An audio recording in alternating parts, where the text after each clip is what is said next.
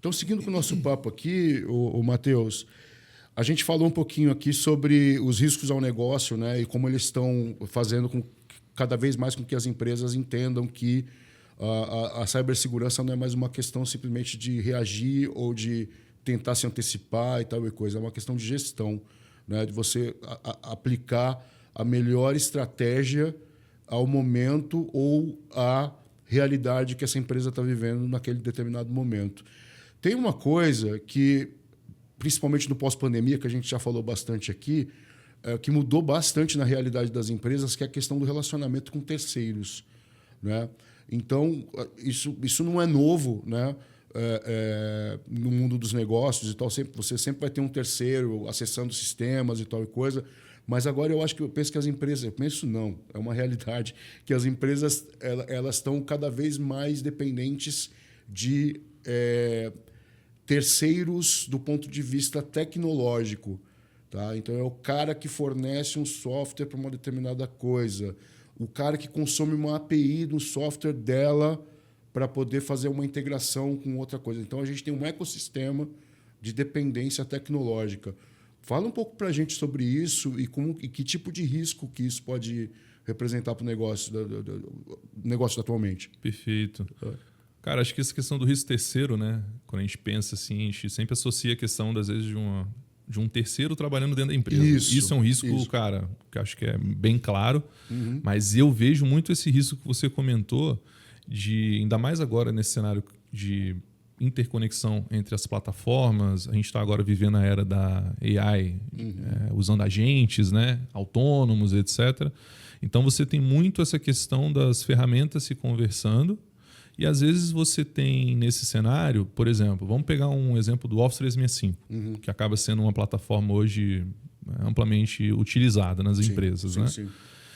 Você para pensar que ele é uma ferramenta que ele engloba vários prismas, né? Colaboração, e-mail, armazenamento de drive, armazenamento de arquivos e por aí vai. Né? Quando você tem outras aplicações, né, se integrando a esse tipo de ecossistema, você pode ter alguns riscos associados a isso.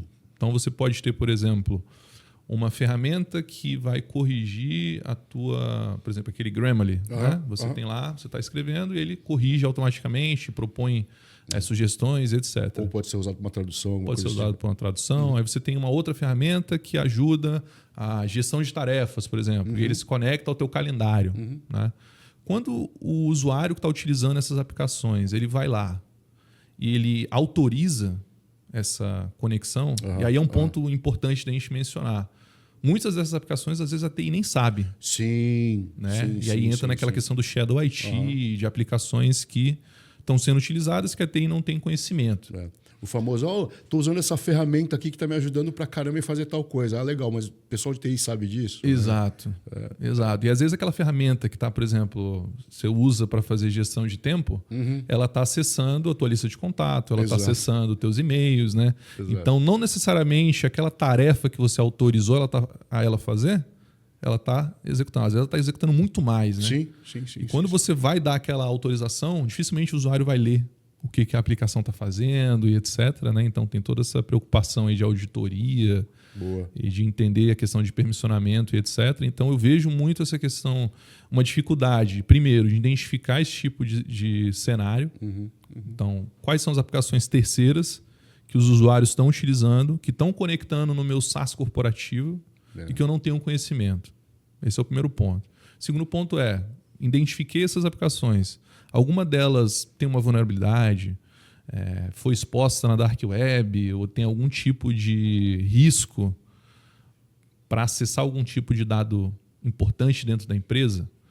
Essa acaba sendo uma pergunta que poucas empresas conseguem responder. Né? E aí a gente entra na segunda parte, que identifiquei o risco, agora eu vou arrumar formas efetivas de consertar isso, né? De conter esse risco. Então, de lidar com isso. Nem que eu precise de um fornecedor para me ajudar com essa questão. Né? Exato. Né? Fazer um mapeamento, um pen test, às vezes, alguma coisa desse tipo. Né?